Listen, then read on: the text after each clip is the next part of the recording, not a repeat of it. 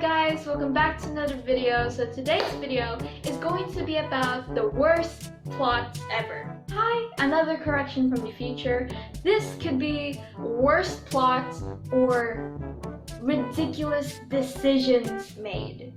Maybe not the worst, but ridiculous decisions made. Now this could go towards anything. Either movies, animes, books, fan fictions, whatever. It's just worst plots, right? Now, please note these are strictly my own opinion. If they completely go against yours, then that's your opinion. I have my own opinions, you have your own opinion, that's all cool. There are some questionable, uninformational plots out there that could have been used, that could have been put to good use to make an actually decent product, right? The first thing we're going to be talking about is one of the most stupidest things, alright? It's about bullying the person you like. Now that's just a very, very stupid, dumb plot. Like, come on! First of all, what makes you think that it is okay for you to go and bully the person you like and ruin their mental stability? Like you don't just go, like, no one thinks that. No one is that dumb to think like, if I want this person to like me, let's bully them. Like, no one is dumb. No one is dumb enough, okay, to actually start liking the person who has been tormenting them. Like, no, they're not dumb. There's so many things wrong with this plot. The person that's being the bully could just ruin their whole self-esteem, their confidence, their personality, their mental health. And that's just, no, how do you expect that person to like you back if you're doing all of this? There's so many things wrong with it. No one is going to be attracted to someone, especially the person that's being tormented. No one is attracted to that. Not unless you're not the person being bullied. In some fanfiction tropes or in some books and animes, some person could just watch and be like, oh, that's so attractive, and they'll fall because oh, that's so bad. But no, it is not okay, especially when you're reading from the person that's getting bullied. So let's say the bullyee, the person that's getting bullied perspective. If the bully has a crush on the person that's getting bullied, how do you expect the person that's getting bullied to be attracted to you when they're literally scared of you? I would also just like to add, with the point that I just said, that there are also other ways to make the girl fall for you, and if you want to maintain your supposed status. The bully could be if he really wanted to impress the girl by being a bad boy and all that, you don't have to bully the girl or the boy, it depends. You can act like a bad boy but be so gentle with the person, and then they'll fall for you because they're oh, is that really how it is? Okay.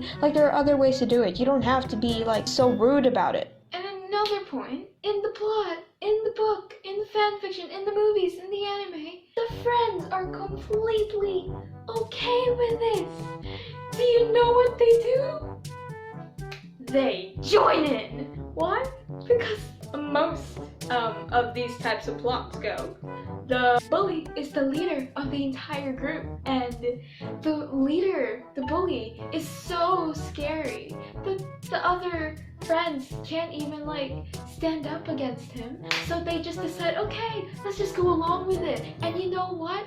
Maybe we can help the girl, but no, they don't help the girl, they help bully the girl, and now the girl is even more mentally scarred. And then later on into that plot, for some reason, all the rest of the guy friends, they either oh wait, this is all wrong, this is not okay, and they start befriending the girl. There's 3 ways for those friends to go. They fall in love with the girl, they befriend the girl, or they still hate the girl because of the leader. Then the leader starts to think, oh no, all of a sudden it's a competition, and they all just start having this harem with the poor girl. I don't know what's wrong with the leader, but for some reason it's okay for him to think oh, I think that if I do this, she'll like me. And then he just goes up to her and goes hey, you are the most disgusting person in the world.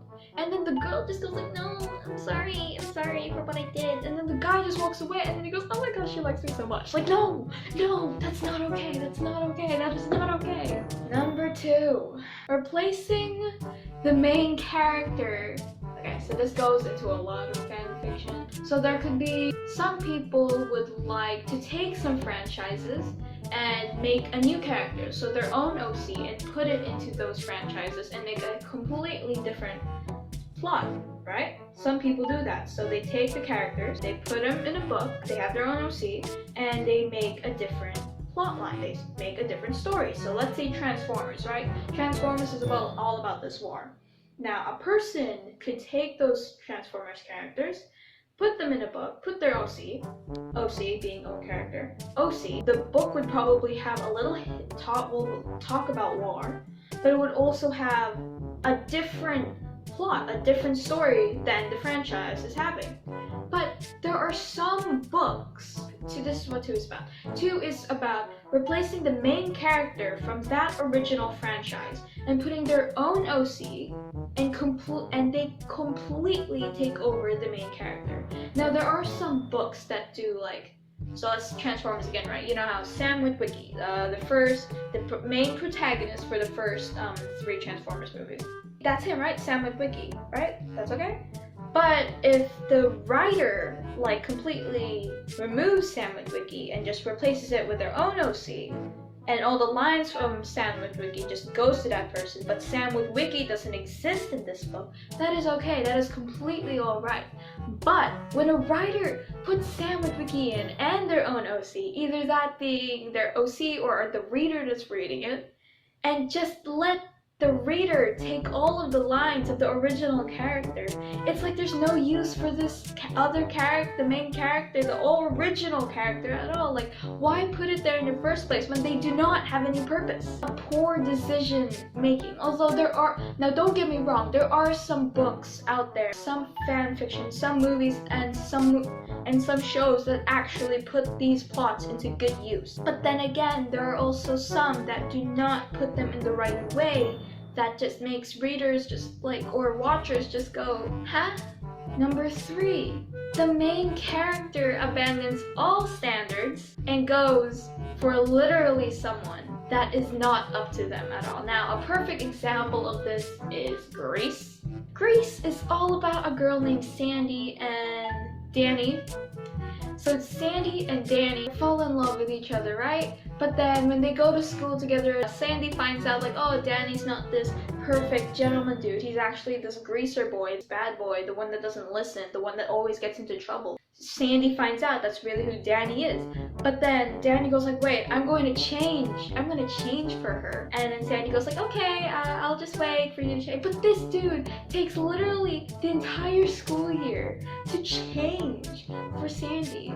But Sandy literally takes one night to change for Danny Zuko. That's so dumb. Because Sandy, she was here, right? And then she took a step down when she realized, oh wait, I should really change for him because all this and that. Like, that's not a perfect example for like most girls or even men out there. Like, okay, if you really like someone and they're taking way too long to actually be with you, lower your standards and be exactly like them. That's not okay. That's not good. That's no.